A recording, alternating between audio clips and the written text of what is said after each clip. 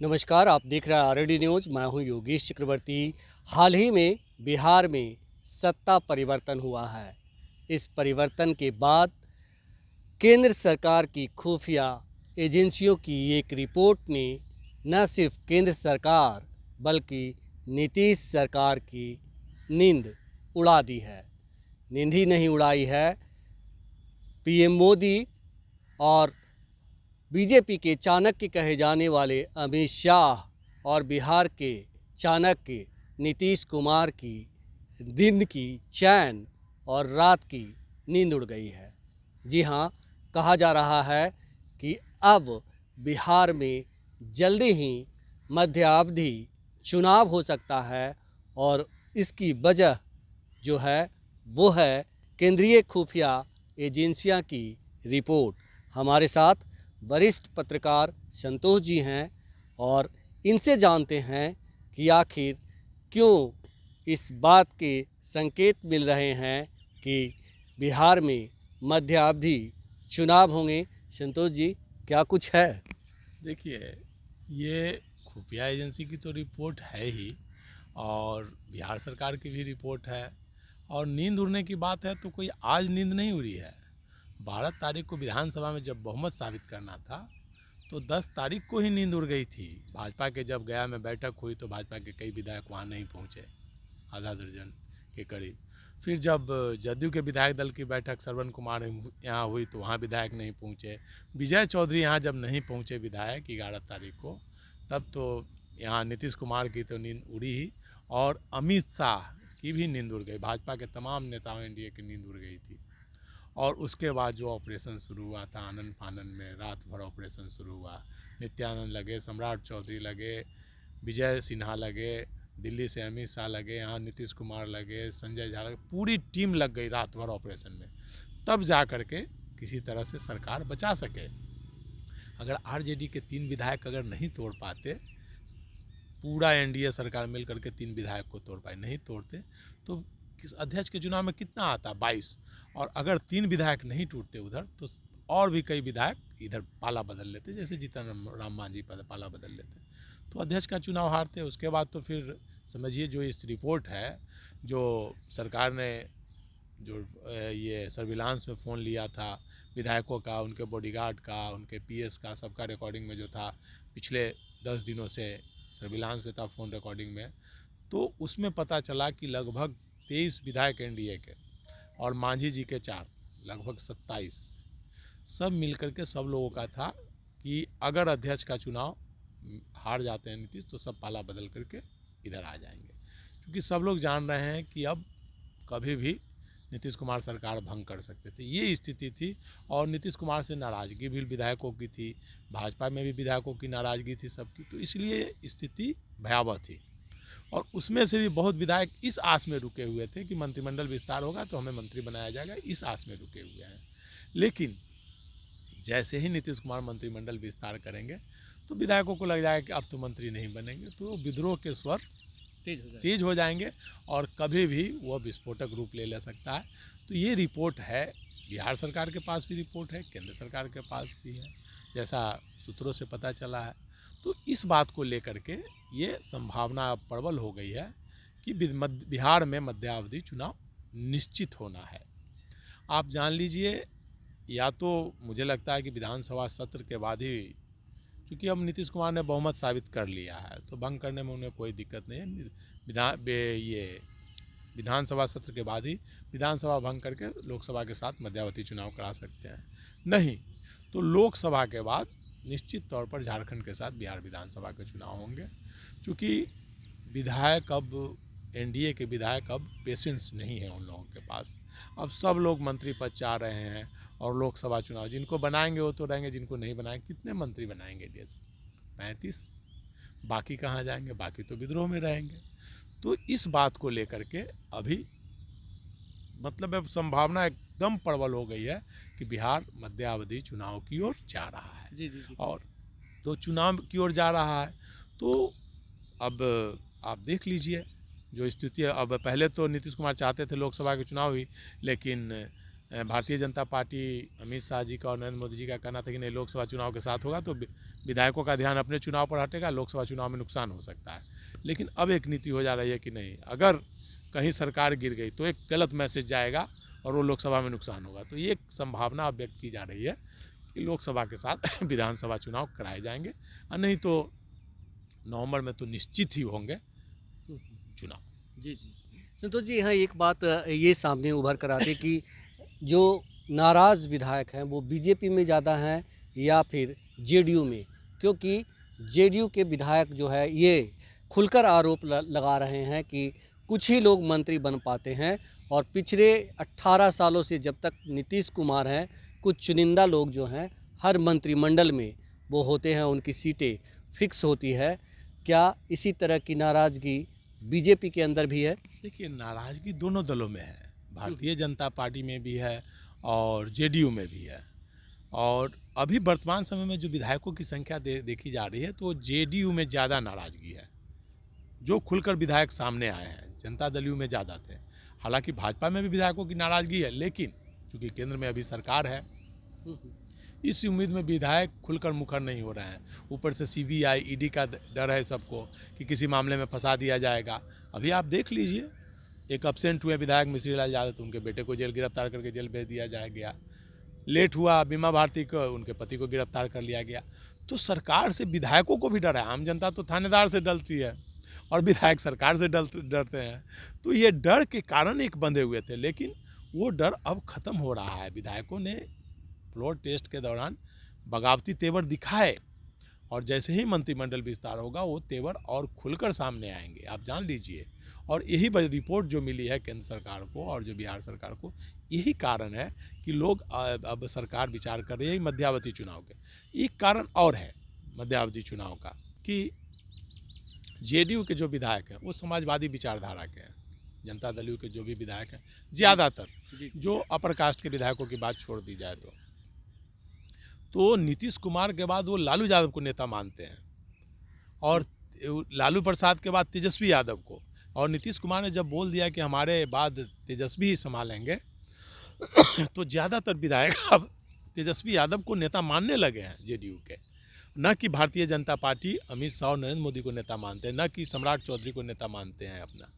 तो ये स्थिति है। जैसे ही इधर हुआ, जैसे जब कि कहा जा रहा है कि लोकसभा के चुनाव के बाद नीतीश कुमार राष्ट्रीय राजनीति में जाएंगे, तो विधायक उनके दो फाड़ में बट जाएंगे। जी, उनके विधायक दो फाड़ में बट जाएंगे। ज़्यादातर विधायक तेजस्वी के साथ चले जाएंगे, कुछ विधायक भाजपा के साथ चले जाएंगे। जब तक नीतीश कुमार जदयू में है, बिहार की राजनीति में मुख्यमंत्री हैं, तब तक उनकी पार्टी बची हुई है। लेकिन जैसे ही वो दूसरे को कमान सौंपेंगे, जैसे ही भाजपा का मुख्यमंत्री बनने की बात आएगी, जेडीयू निश्चित तौर पर विखंडित हो जाएगी। और नीतीश कुमार अगर केंद्र की राजनीति में जाते हैं या गवर्नर बनते हैं या उपराष्ट्रपति, कहीं भी राष्ट्रीय राजनीति में जाते हैं, और मुख्यमंत्री अगर भारतीय जनता पार्टी का बनता है, तो जदयू में विद्रोह निश्चित तौर पर हो जाएगा। और यही वजह है कि चूँकि संख्या बल बहुत कम है, 40 तोड़ना आसान है, 30 विधायक हो जाएंगे तो टूट जाएगी पार्टी। तो इस लिहाज से अब देखा जा रहा है कि गंभीर मंथन हो रहा है, नीतीश कुमार हो या भारतीय जनता पार्टी के नेता हो, कि लोकसभा के साथ मध्यावधि चुनाव हो, और नहीं तो लोकसभा के बाद इसको विधानसभा। आप एक बात जान लीजिए कि अब मुझे जो लगता है, जो मैं देख रहा हूँ, जो सोर्सों से पता चल रहा है कि निश्चित तौर पर विधानसभा भंग होगा। देर है भंग होने में, आज हो जाए, 1 महीना बाद हो, 2 महीना बाद हो, या लोकसभा चुनाव के बाद हो, लेकिन विधानसभा भंग होगा और मध्यावधि चुनाव की ओर बिहार निश्चित जाएगा। जो नीतीश कुमार की रणनीति रही है, राजनीति रही है, उसे देखते हुए मुझे लगता है कि बिहार में निश्चित तौर पर मध्यावधि चुनाव होगा। जैसे कि सम्राट चौधरी ने कहा था कि हम 2025 का चुनाव जो है नीतीश जी की अगुवाई में लड़ेंगे, तो क्या ये संभव है या उन्होंने एक राजनीतिक बयान दिया था? देखिए, कुल मिलाकर देखा जाए तो निश्चित तौर पर एक राजनीतिक बयानबाजी है, टोटल राजनीतिक बयानबाजी है कि नीतीश जी के नेतृत्व में 25 का चुनाव लड़ेंगे। और यही सम्राट चौधरी ने बोलते थे कि नीतीश कुमार जिसके साथ जाएंगे उसका लोटिया डूब जाएगा। आज से भाई ज़्यादा नहीं, 1 महीना पहले का बयान है उनका कि नीतीश कुमार अब कहीं के नहीं रहे हैं, वो मतलब जिसके साथ जाएंगे उसके लोटिया डूबना तय है। अप्रासंगिक हो गया है राजनीति, प्रासंगिक हो गए हैं राजनीति में। तो सम्राट चौधरी, विजय सिन्हा, भारतीय जनता पार्टी के तमाम नेता यही बयानबाजी देते थे। और मुझे नहीं लगता है कि अब नीतीश कुमार के नेतृत्व में भारतीय जनता पार्टी चुनाव लड़ेगी।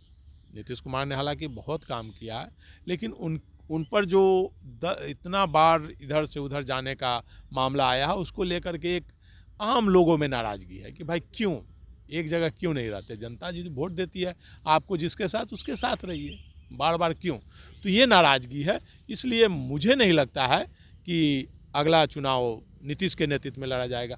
आप देखिए ना भाई, पिछले बार भी बोला गया था कि भाई नीतीश मुख्यमंत्री के कैंडिडेट होंगे, लेकिन नीतीश जी को तीसरे स्थान पर लाने वाले कौन है? भारतीय जनता पार्टी के नेता है। भारतीय जनता पार्टी की सहमति से इन्हें चिराग पासवान सब जगह कैंडिडेट दिया। जहाँ जहाँ भारतीय जनता पार्टी की सहमति हुई वहाँ पर उन्होंने कैंडिडेट दिया। नहीं तो क्या भारतीय जनता पार्टी मतलब चिराग पासवान ने तो बोला था कि वो केवल जदयू के खिलाफ कैंडिडेट देंगे, भाजपा के खिलाफ नहीं। राघोपुर में तेजस्वी यादव के खिलाफ कैसे चिराग पासवान ने कैंडिडेट दिया? भाजपा कैंडिडेट को हराने का काम किया। तो ये लोग की रणनीति रही है भाजपा की।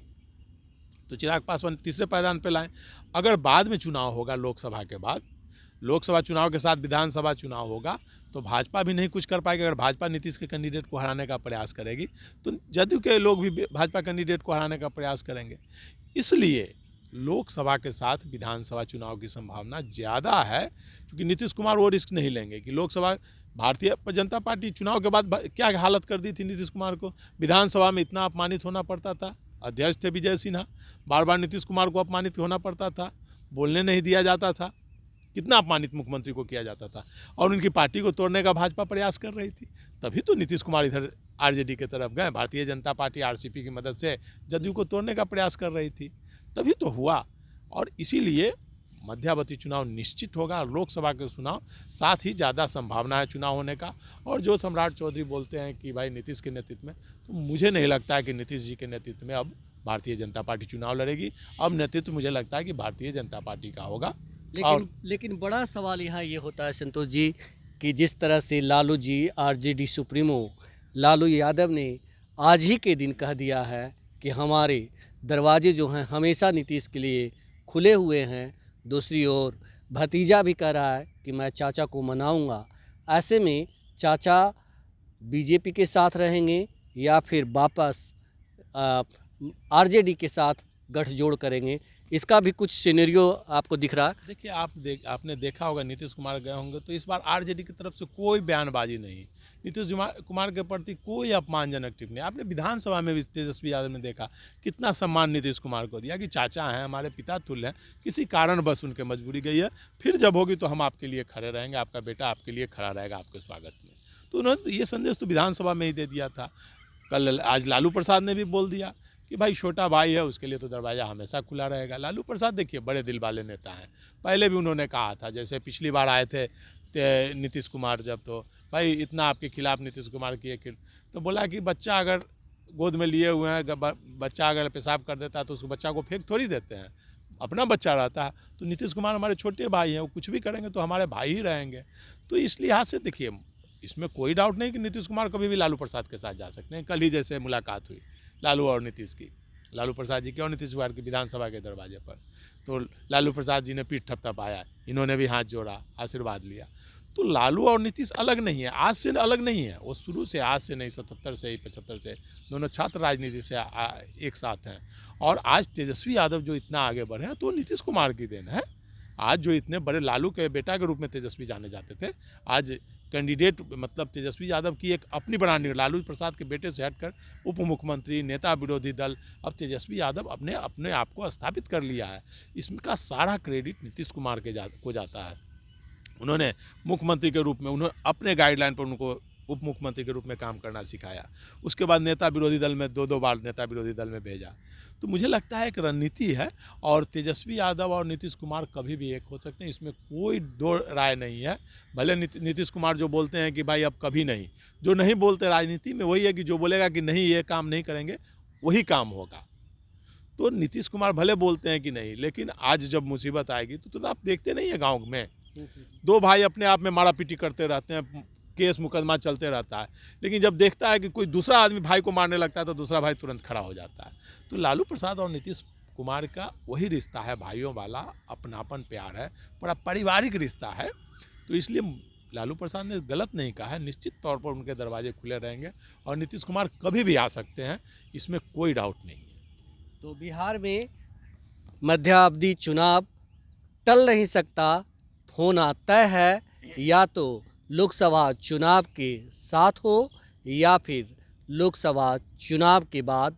लेकिन मध्यावधि चुनाव की स्क्रिप्ट जो है वो लिखी जा चुकी है और इसकी वजह हमने शुरुआत में ही आपको बताई। और आने वाले विधानसभा चुनाव में अगर एक बार फिर लालू और नीतीश एक साथ हो जाएं तो इसमें भी कोई हैरानी की बात नहीं होगी। फिलहाल इतना ही। आप हमें फेसबुक पर फॉलो करें, यूट्यूब पर सब्सक्राइब करें, लाइक करें, शेयर करें और कमेंट कर अपना बहुमूल्य विचार और सुझाव ज़रूर दें। धन्यवाद।